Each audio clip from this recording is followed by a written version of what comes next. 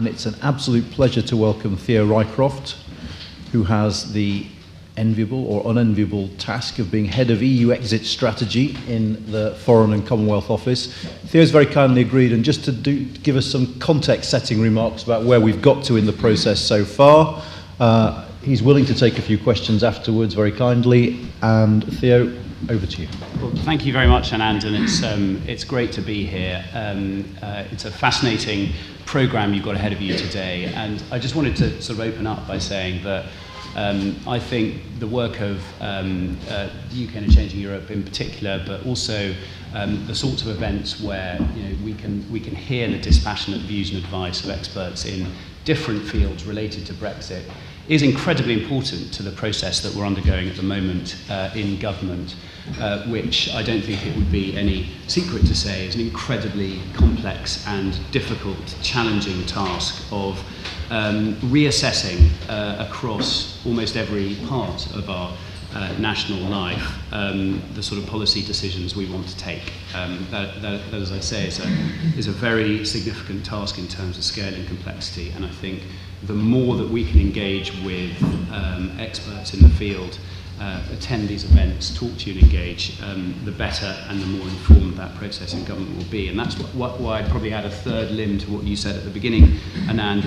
It's about the link between what experts say, what people think, and then what government decides and thinks about in terms of the future framework of our relations with the European Union. So, as you said, I felt it would be most helpful, not least because of my own background and expertise, to give you a few sort of scoping remarks as to where we are in the negotiations and what the government's position is in relation to the future. Hopefully to sort of locate some of the discussions you're going to have over the course of the day on trade areas in particular within that context, because I think the context for the questions on trade is ultimately very deeply entwined with where we are in the negotiations and what's going to happen over the next 18 months. So we've just had the European Council a couple of weeks ago in October, which was a pretty key moment in the negotiations themselves. It was the Council where we were initially aiming to secure what the European Union had described as sufficient progress in the negotiations so that we can move on to discussing the future. In the event, we reached a sort of halfway house where Monsieur Barnier didn't recommend to the 27 that his test of sufficient progress had been satisfied, but he did give the 27 the idea that they should be talking about what their position on the future should be between now and the next council in December.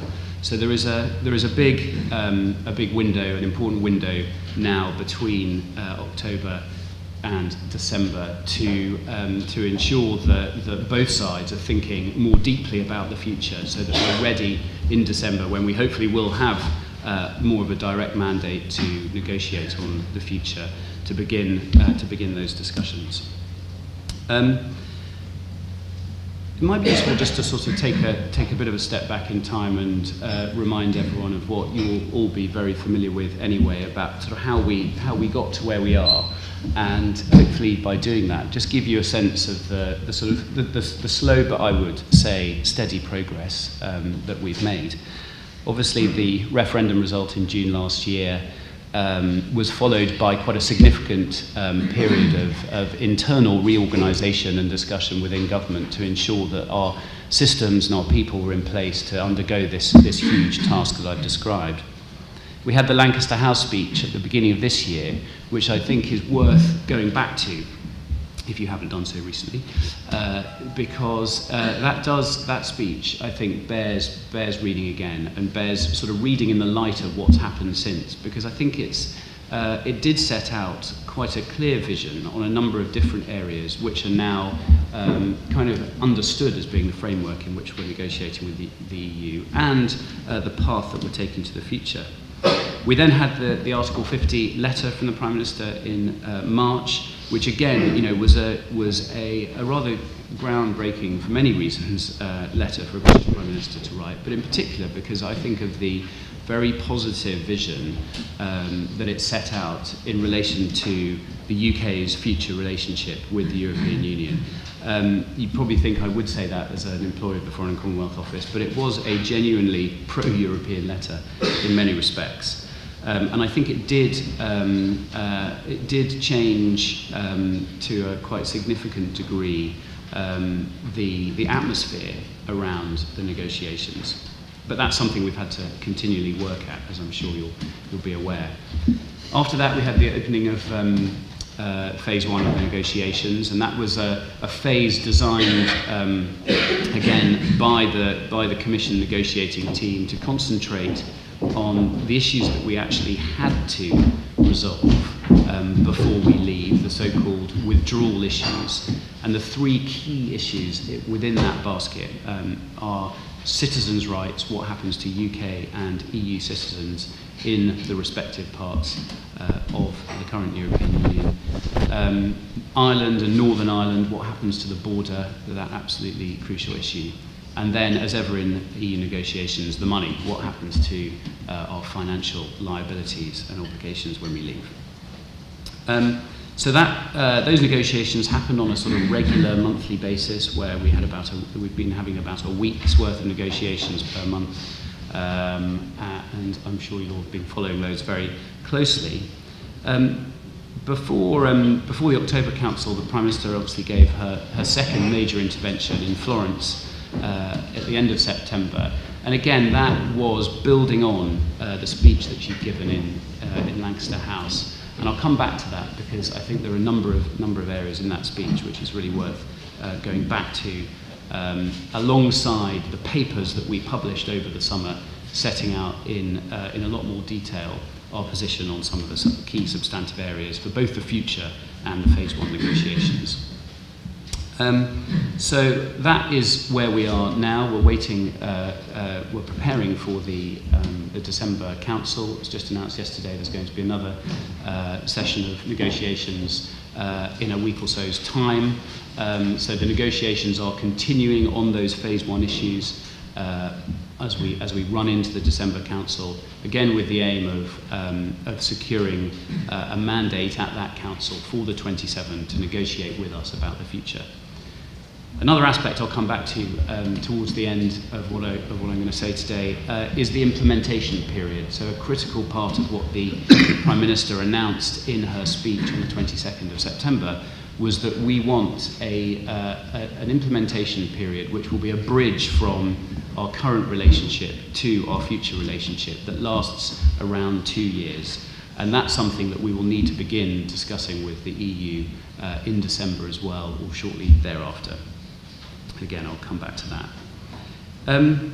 So what about the sort of vision? I mean, you'll have heard it before, but I think it does bear repeating with a certain amount of emphasis. The UK wants a deep and special partnership with the European Union. And the PM has said many times that we may be leaving the European Union, but we are remaining in Europe. That is a very significant thing to say, because I think it is an absolutely critical part of the narrative that we want to give around Brexit. We won't be leaving Europe culturally or geographically, nor in terms of our global outlook and values, and my Secretary of State, the Foreign Secretary, has said that very clearly on a number of occasions. And I'll come back to some of the elements of the future, the partnership. But just to sort of finish off on phase one and talk a bit more in detail about the actual progress that we've made on those critical issues.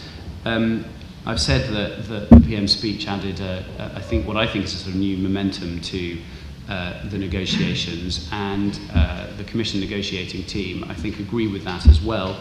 Barnier's talked about a new dynamic since the speech. He's talked about much needed momentum.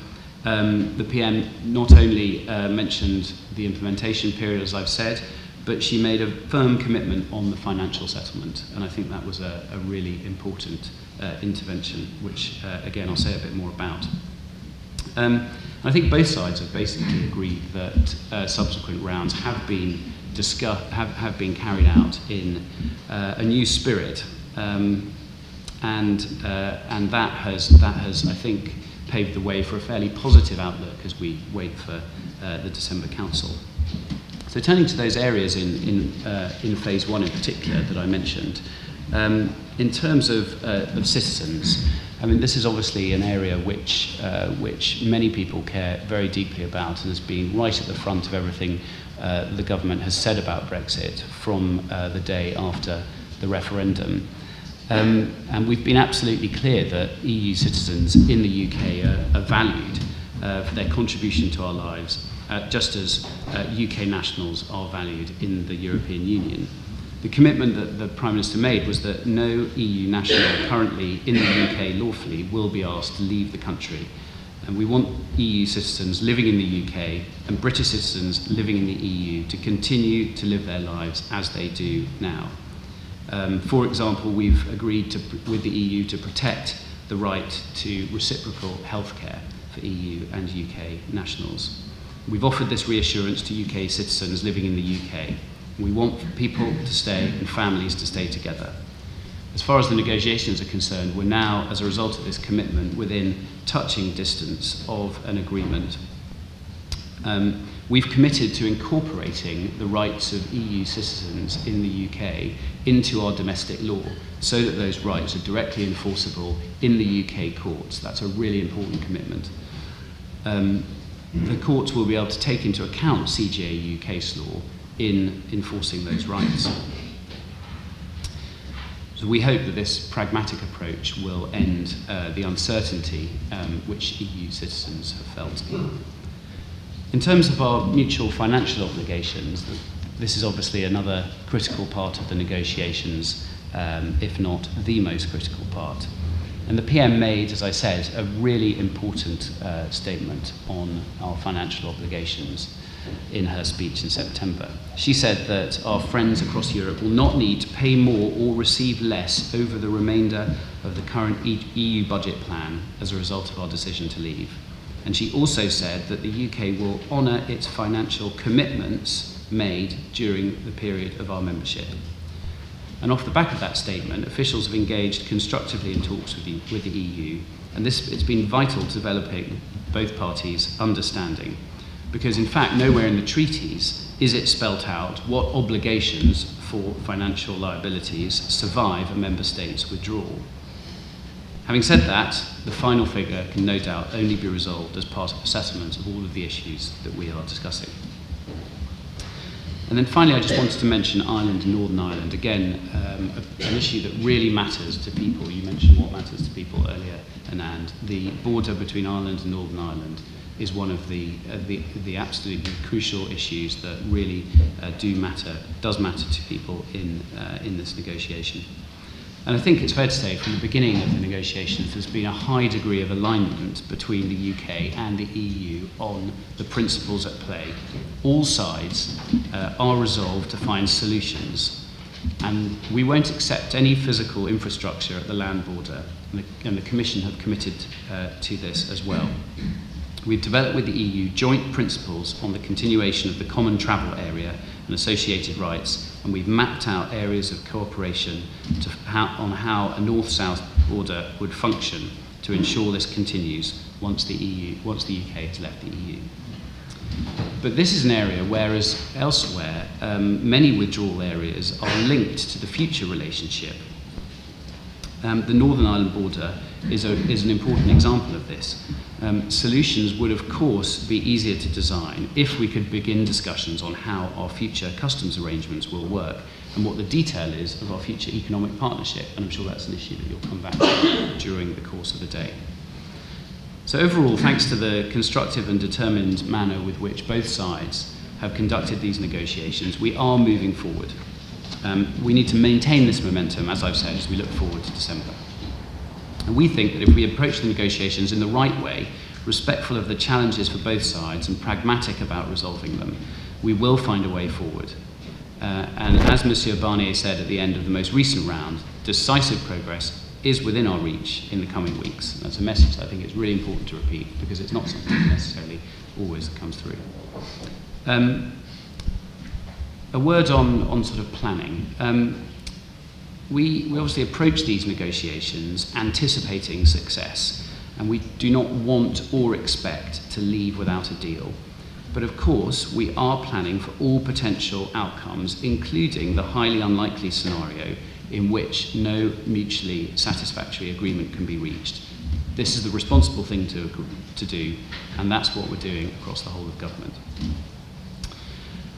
So, what about the future? I think it's clear that both sides want to have a close partnership after we leave. I think it bears repeating.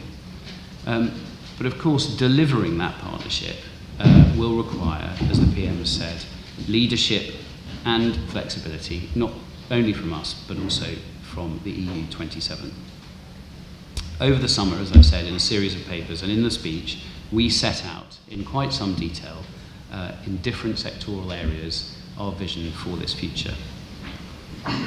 In terms of the economic relationship, as the PM said, we don't merely want to adopt a model already enjoyed by other countries. And obviously the proposal has been put forward that there is a stark and unimaginative choice between a CETA-type trade agreement on the one hand and the European Economic Area arrangements on the other.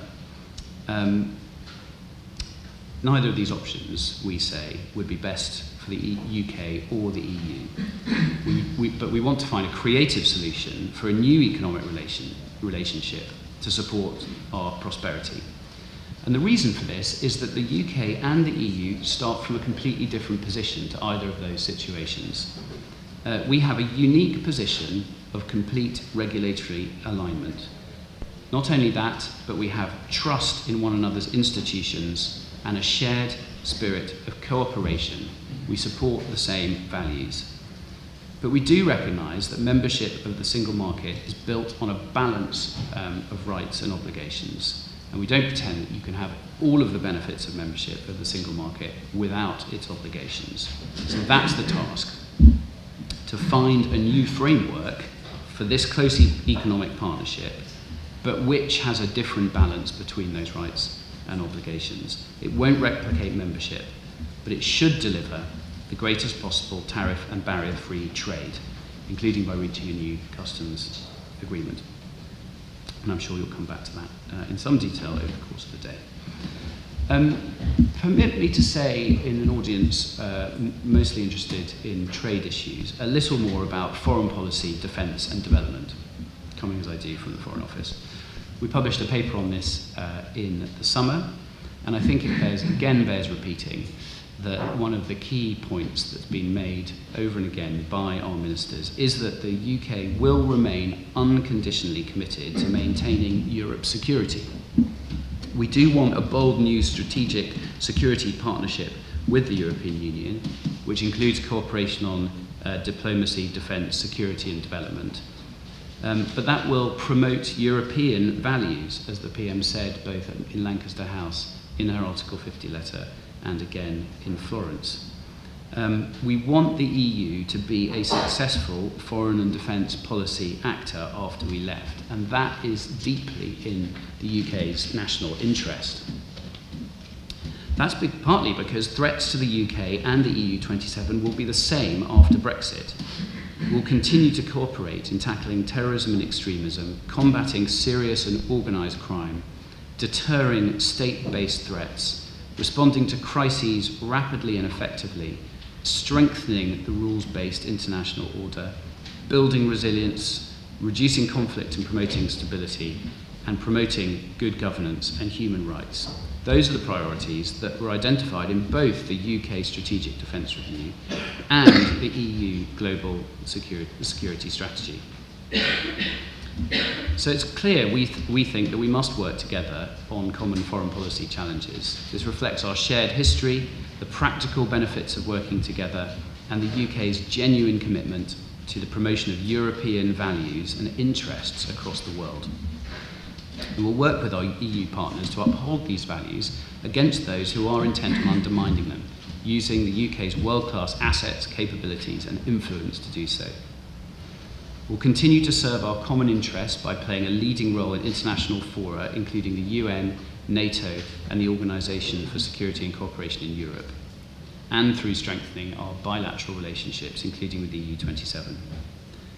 This is reflected in the EU's negotiating guidelines, where they state that they are ready to establish partnerships with the UK in areas to fight terrorism and international crime, as well as security, defence and foreign policy.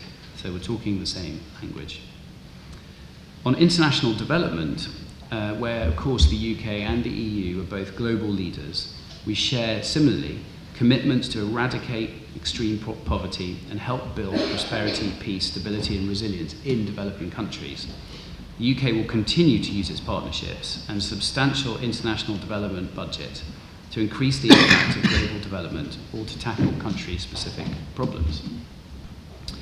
On law enforcement and criminal justice, it is equally vital that the UK and EU maintain and strengthen their close collaboration in these areas after withdrawal. Here too, we bring leading capabilities and expertise in security and the delivery of justice. And of course, we should work together to design new dynamic arrangements which allow us to continue this close collaboration. It's vital that we continue to cooperate to keep our citizens safe and to promote the values we share, including respect for human rights and the rule of law. In other areas, we've also set out a detailed vision, data protection being one.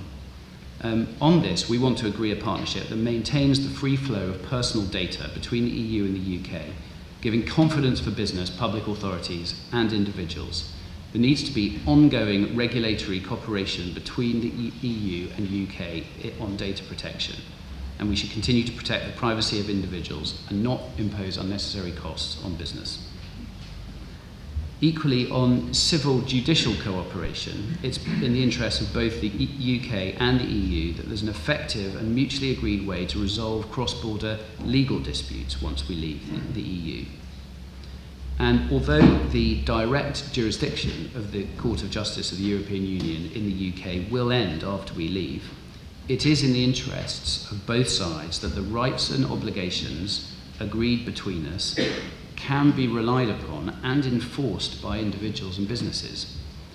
And where disputes arise between the EU and the UK on the application or interpretation of the obligations we agree, that they can be resolved efficiently and effectively. Our paper on dispute resolution set out some of the precedents, including in trade areas, that may be relevant to that ambition. I said I was going to say a few words about the implementation period, which is the focus of a lot of our work and energy at the moment. The United Kingdom will cease to be a member of the European Union on the 29th of March 2019.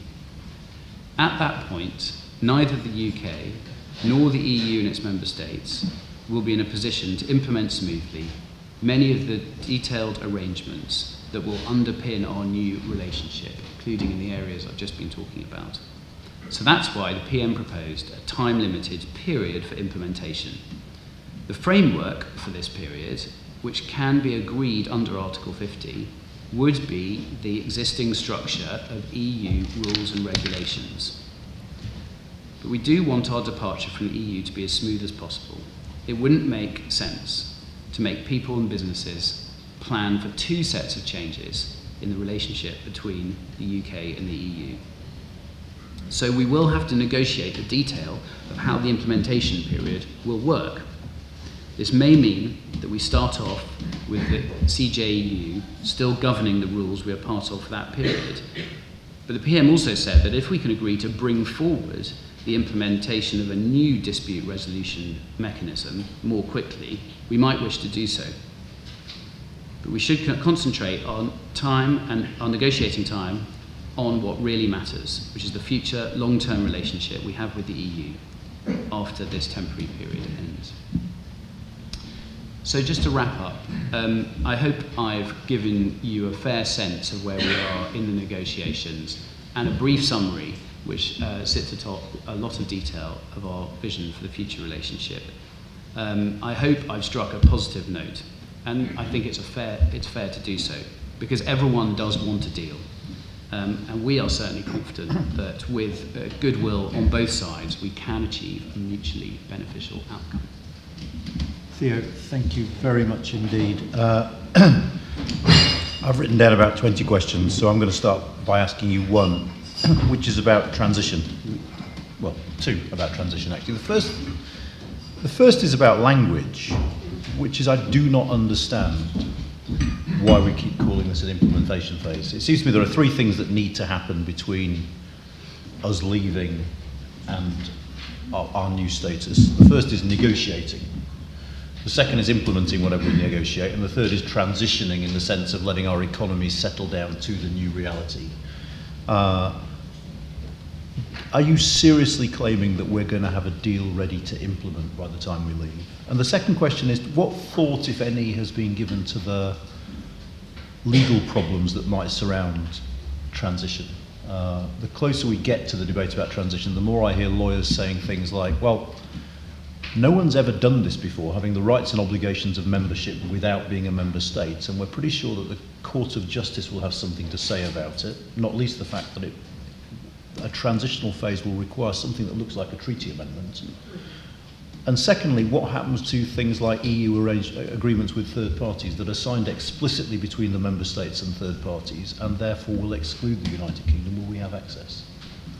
So the problem with covering a lot of ground is that you give people a chance to ask lots of questions about different areas. But two areas which I think I probably can say something there, and two really good questions. On the linguistic distinction between transition and implementation, on the one hand, does it really matter? On the other, possibly. I think plainly the reason why we call it an implementation period is because we see it as a bridge from one state to another. Mm-hmm. Your question was about whether we'll know enough about the end state at the time the implementation period starts in order for it truly to be that thing. And I think the answer to that is partly in the text of Article 50, because Article 50 says that in agreeing our withdrawal agreement, it has to take account of the future framework.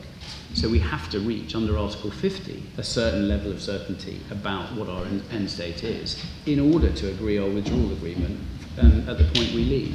So I think for our purposes, that's sufficient to say that what we're trying to do is have a period which allows us to move from where we are at that stage to the end state as far as we've agreed it. Now, of course, we can't sign the future agreement until we've left, and what the PM acknowledged in asking for an implementation period was that we won't be in a position to implement it immediately. So I think it's fair enough. On the other hand, as you say, as a matter of language, we will, it's a fact that we'll be transitioning from one state to another. But what do we conceive this thing as? It's not merely a sort of passive transition, it's an actual point at which we decide where we want to get to and then design it so that we can move there. Okay. So the other question you asked about the implementation period was about the sort of legal structure. I think, again, it's an extremely good question. It's one that we've been thinking rather deeply about. There are various ways of approaching it. I think we take a lot of confidence from the fact that in the guidelines that the 27 had for phase one of the negotiations, they could envisage an idea of a time-limited period where the framework, or the existing framework, applied. My experience of the European Union is, despite its sort of legalism, nevertheless it can find rather innovative and creative solutions to deal with new situations, and I think this is going to be axiomatically one of those situations. As you say, it is completely unique. We are in a totally unique position. It's never been done before. But I think on that point, the willingness is there. We will have to do quite a lot of work in implementing that domestically. And again, we're thinking through that in quite some detail at the moment. You asked about third country agreements. So there are a raft of these agreements which we are a party to by virtue of our membership of the European Union. We are undergoing quite an intense process of scrubbing through all of those agreements, talking to partners across the world about what happens to them. The impact of transition period is again something we're thinking quite carefully about at the moment. But again, I don't think we would see the two things as distinct in the sense that if we can find a solution which describes and gives legal effect to this new status once we've left, but during the implementation period, what we want to do is implement that insofar as those third country agreements are concerned. Brilliant, thank you. Who wants to kick us off? Yeah. Hi, thank you for your remarks. My name is Giampiero Nanni. I'm one of those who is a bit concerned. But anyway, my question is this. You did not mention, unsurprisingly, the elephant in the room, or should I say the 58 elephants in the room, so in the shape of the reports that the government has on the effect of Brexit. So the question is, are you confident, is almost a yes-no answer probably, are you confident that your optimism, or the positive notes, as you said, and the optimism of all the speeches you have mentioned in all the milestones, after these reports will be published, supposedly, are you confident that the optimism will stay as is, or, and I would assume that maybe not, I don't know if in detail or not, but you will know the outcome of these reports. You very kindly said I could answer with a yes or a no to that. Yes.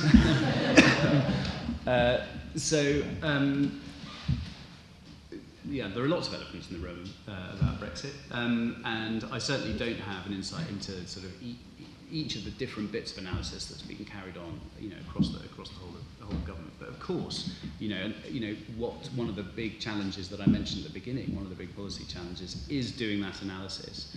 I'm not close enough to that particular question about whether and how these reports exist or are going to be published in order to give you kind of any more insight into it. But plainly the government has been over the last year doing a lot of work in modelling the different effects on different sectors and outcomes, because you need to do that in order to decide what you're looking for in each of those sectors.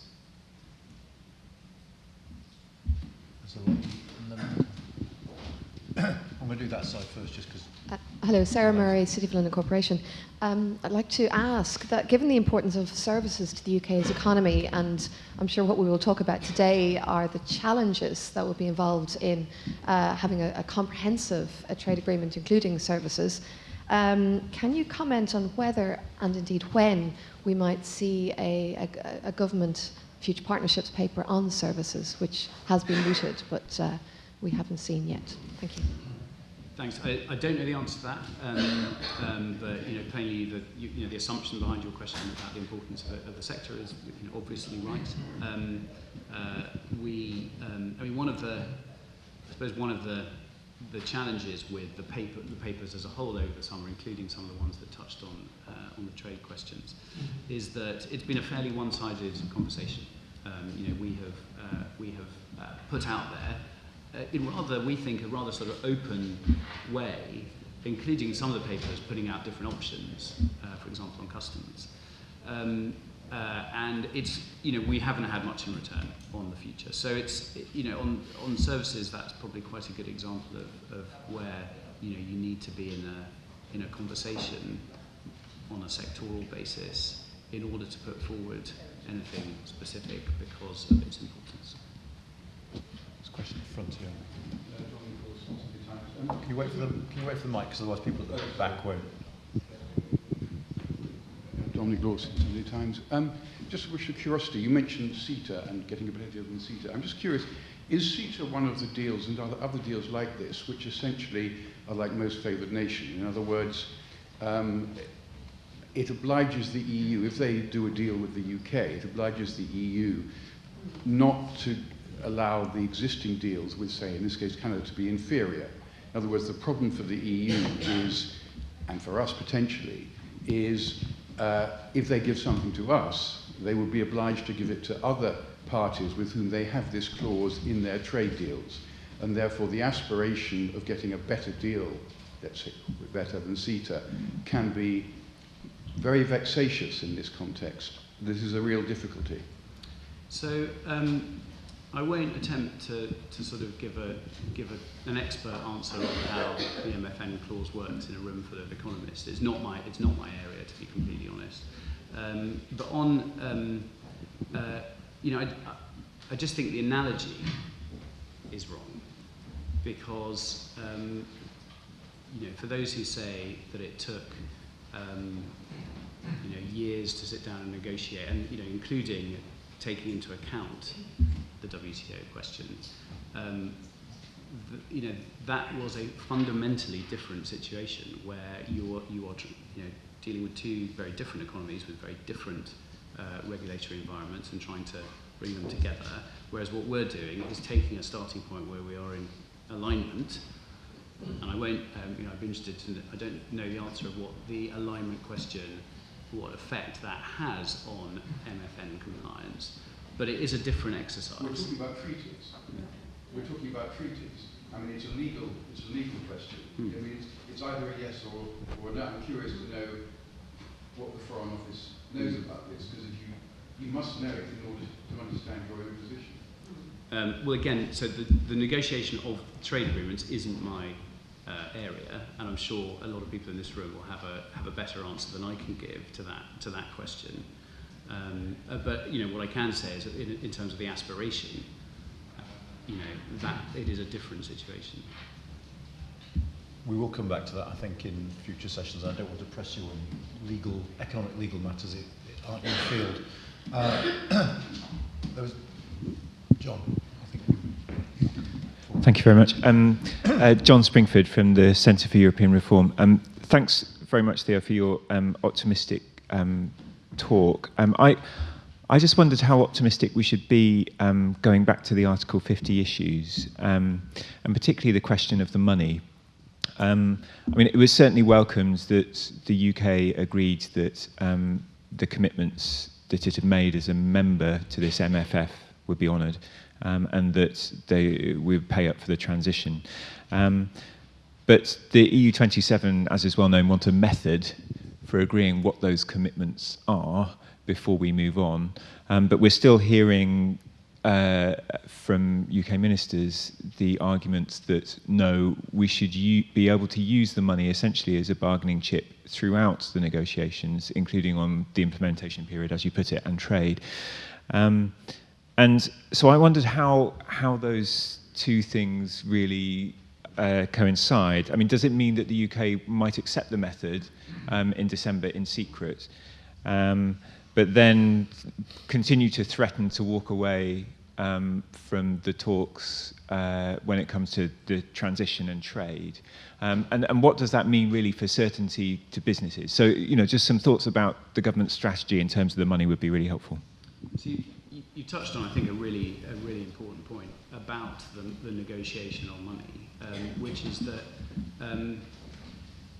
sort of the test of sufficient progress is very difficult to apply to that negotiation, because you get to a certain point in discussing what your obligations are, and beyond that point you get into a discussion about you inevitably get into a discussion about what the final figure will be. And so there's very little space between quite a broad, albeit quite technical discussion about what sorts of categories of commitments we're actually talking about. But then moving from that into kind of agreeing or accepting which categories we accept liability for is quite difficult without agreeing or getting very close to agreeing the final figure.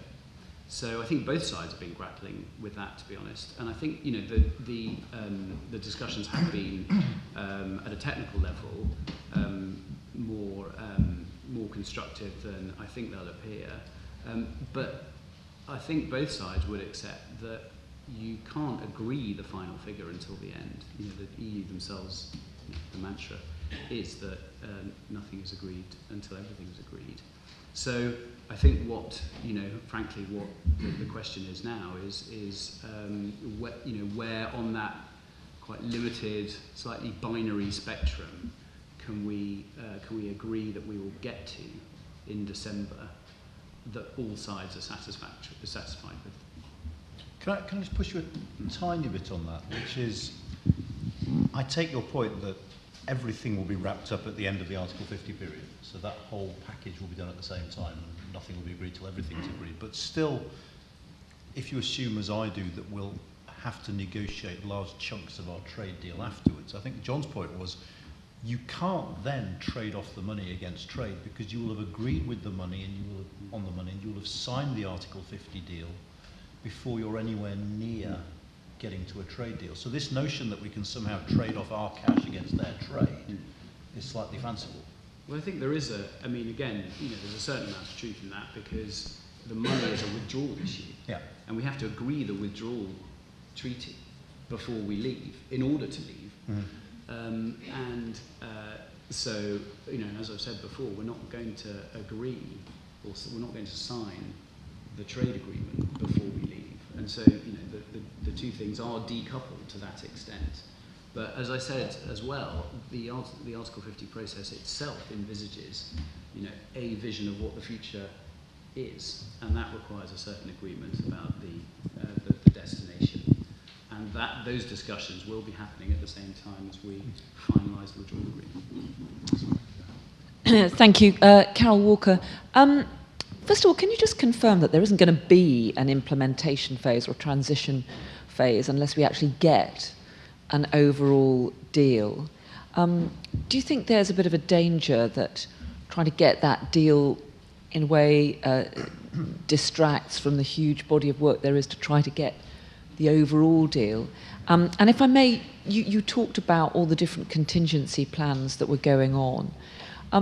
Doesn't that at some stage have to mean some physical infrastructure at places like Dover, the new border arrangements and so on, which people have talked about? Or do you think that your political colleagues will just consider that so inflammatory that they'll avoid it, even though it probably needs to be done if they really are making all the contingency plans that you talk about? Thank you. So I think on whether there would be an implementation period if we didn't have was your question whether we would have an implementation period if we didn't have a withdrawal treaty? If you don't get an overall deal, or an overall deal on the future, don't you only get a withdrawal, an implementation phase or transition phase if you've got an overall deal on where you're going to? By overall deal, do you mean the trade deal at the end? No, I mean an overall withdrawal deal. A withdrawal deal. So, the best way of answering that is saying what we want to happen is to negotiate a withdrawal agreement at the end of that comes into force on the day we leave, and that then goes into an implementation period, which you negotiate the trade, which then moves into an agreed trade agreement at the end. That's the structure. That's what we're aiming for. It's quite difficult to say, whether. I don't think there would be an implementation period of that nature in a circumstance where there wasn't an overall deal, but it's quite difficult to say what that structure would look like, because that's not what we're actually negotiating. As far as planning is concerned, planning for responsible planning, as I've said, for different scenarios in every department. I don't necessarily have an insight into the precise planning that HMRC is doing on borders and customs, but plainly planning is a thing which happens over time, and as you get closer to a time, you have to do different things in preparation for something that becomes more or less likely. And are there conversations? It always seems to me we have this conversation about Dover, which is fair enough. We need parking in Dover, but we presumably also need the French to do it. There's no point in doing it in Dover if they're not doing it in Calais. Is there can you tell us if there's a conversation with our partners about this? Is this being coordinated in any way? So, I think that applies. It applies in the event of any type of deal. Systems, legislation will have to change in other member states as well as in our own. So that's something which I think needs to happen. And I think others understand that as well. I think there's a gentleman and then a lady there. I'll come to the front. Thank you very much. It's William Wilson from Wyeside Consulting.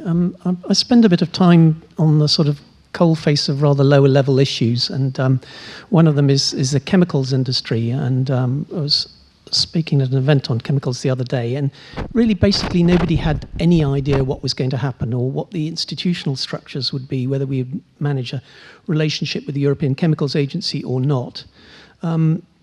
My point is simply that that particular type of industry is going to need to know something before the 29th of May in order to be able to plan anything, and it will suffer tremendous damage if it doesn't. Now, I completely understand you can't keep a running commentary, but I'm simply suggesting that there may need to be some halfway house where some indication is given of the way forward before that. Well, if I may, I mean, that's an extremely good example of what I hope underlay what I was saying, which is that the government completely accepts the need across the whole economy, but in particular areas it might be more significant than others, to give as much certainty as possible about what happens on the day we leave, so the businesses can start planning. And that was the genesis of the implementation period point, because operating under the existing framework would include structures and mechanisms. Now, when can we give more reassurance that we've mutually agreed that's what's going to happen? Well, we hope very soon, and we hope to start discussing that in a few weeks' time. So we certainly hope it won't be until as late as March 2019 that sort of certainty can be given. In fact, I'm fairly confident that it will be significantly before then. This is what, as an official, I really love. So. But firstly, I mean, on the lengthy implementation period, the PM said around 2 years.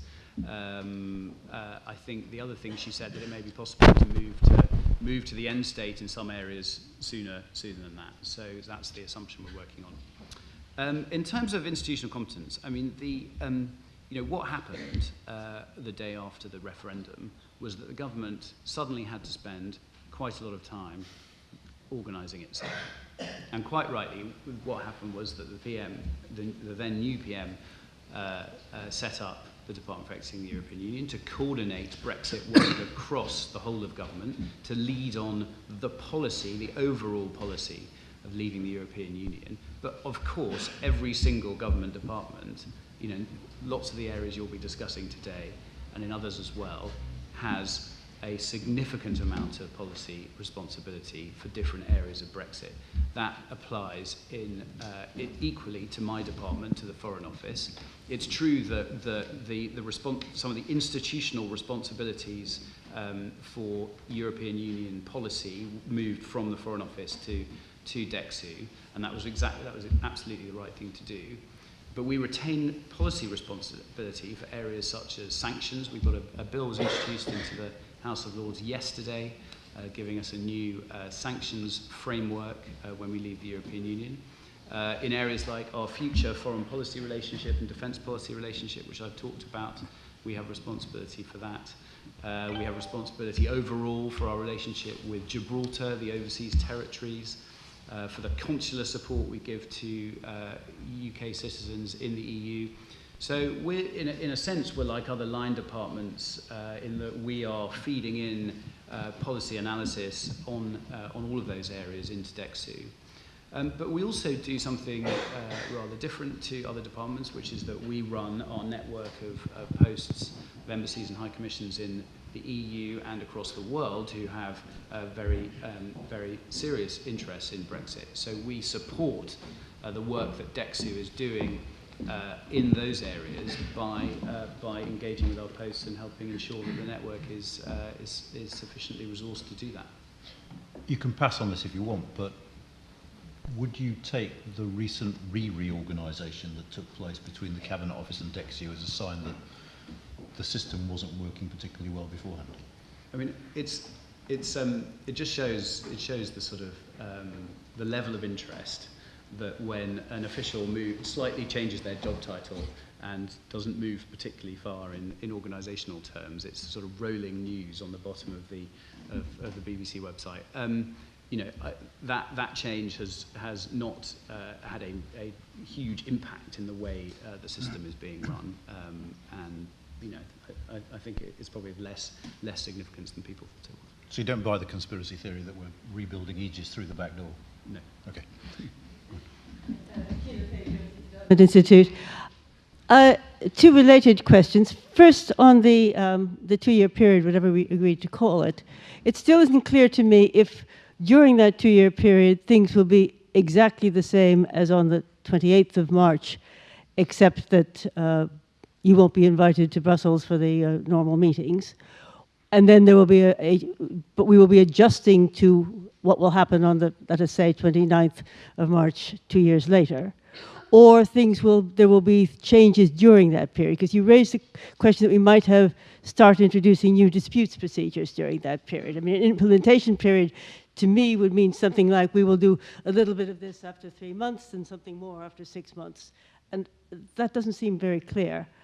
The second point is, coming back to the treaty question, if we do sign after we leave, it will be, in WTO terms, a new trade agreement between non-related countries. Formally related, yes, but non-related, which does imply certain obligations. Are you looking at that? And more broadly, are you assuming that the WTO will still be there in its current form at the end of 2 or 4 years? Given, I mean, this is quite a serious question, given that the US is doing its best to get rid of the disputes procedure.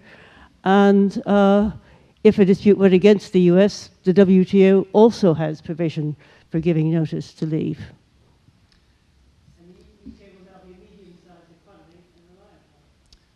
Thanks, Sheila.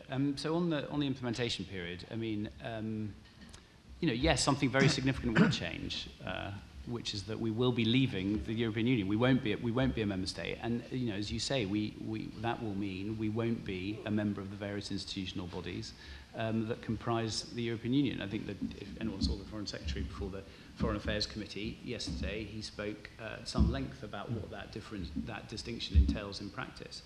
I won't go into flying buttresses and the masonry which connects them, which is something he was talking about. In terms of the stages, I mean, yes, I think that that is precisely what the PM envisaged, that we may be in a position to implement different elements of the future relationship sooner than others. That's part of its nature as an implementation period, and I think we're quite keen to do that where there are areas where it's possible. But again, that is, it's a rather one-sided conversation at the moment because we have not started discussing the nature of that period with our partners. Another question about the WTO. I did spend 3 years of my career in Geneva, but I went into the WTO once, I think, because I was on the UN side. So I'm not an expert on the WTO. Still less would want to proffer a view as to its continued existence in the coming years. Dilip Shah, turning to the long-term relationship between the UK and the EU, I wonder if you can comment on the recent article by Barnier. He basically set out that there's a fairly linear relationship between the amount of freedom you seek from single market rules and the amount of access you gain to the single market, sort of from the spectrum of Korea, Canada to Switzerland and Norway. In that framework, he suggested that the UK deal would look similar to the CETA because the UK was seeking a similar amount of freedom that Canada sought. Can you comment on that, please? So I think the best comment is sort of what I said before, which is I'm not sure we accept the premise of that analogy. Because we are not in a position where we are currently seeking access into the market. We are in the market at the moment, and we have complete alignment on our rules and regulations, which gives us, which allows that access. So the question is not how do we get to a point of maximum access. It's a question of what do we do from that point onwards. So that's, I think, how I would answer the question. So he was basically talking about the four agreements that we are seeking to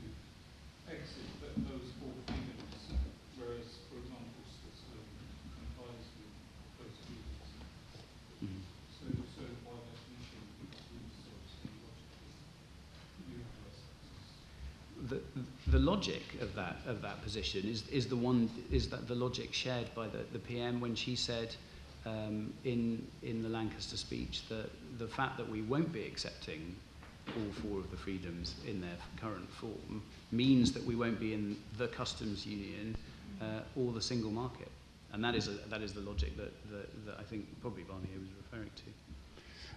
Jamie Robertson, BBC. There's been some agreement on tariff rate quotas already, which I didn't quite understand why that kind of negotiation was already going on. It seemed to me to be a trade negotiation when obviously trade negotiations were not meant to be being sort of going into, weren't being proceeded with at the moment. So how does that kind of negotiation fit into the current structure, since it seems to be a trade negotiation? And what other kind of contacts do you have at the moment with European Union in terms of negotiating, even if it's only talks or talks about talks or talks about talks about talks? On TRQs, do you mean the discussion in the WTO about what happens to our TRQs? Yes, and I know that we've come to an agreement with the 27 on the sort of division of certain quotas, and I gather there have been objections within the WTO, but I didn't realise that we were actually talking about those. So that I would have thought that was a trade negotiation, or is it outside of our negotiations? So again, as far as my limited understanding goes, and it's not my area of expertise, but that is a negotiation about what happens to our schedules in the WTO. It's not part of our negotiations about our future trading relationship with the European Union. And can you tell me, to what degree are we having talks about talks? What can you paint a picture of the kind of relationship or the negotiations that are going on in preparation for trade talks? Well, we are having talks, and one of the things which I mentioned is that some of the areas that we're talking about, not least Ireland, but other areas as well, are, we think, very difficult to divorce from a conception of what our future relationship is. So to that extent, we are having talks about elements which touch very closely on our future relationship. Bilaterally in national capitals? So the talks that I was just referring to are the negotiations in Brussels. Are we, well, this is the Foreign Office's purview, I suppose. You talked about the bilateral embassies. Are there attempts or are there actual talks going on at bilateral level with other member states? So one of the features of the Brexit negotiations so far is that the 27 are remaining extremely unified and putting their negotiating functionality in Barnier's hands, and that's a good thing, because it would be extremely difficult to negotiate with 27 different people as opposed to one. But of course, we continue to engage with the 27 member states on a whole range of issues in the meantime. Gentleman right at the back. Is there anyone else? Okay. Thank you. Colin Eller, wear many hats, but I'm just wondering what your thoughts are on a no-deal scenario, whether that's through the negotiation process breaking down, whether it could be through non-ratification either from the UK or the European Parliament. I'm just wondering what your thoughts are on where we would go with a no-deal scenario. Do you mind if I just bundle up the last three together? There's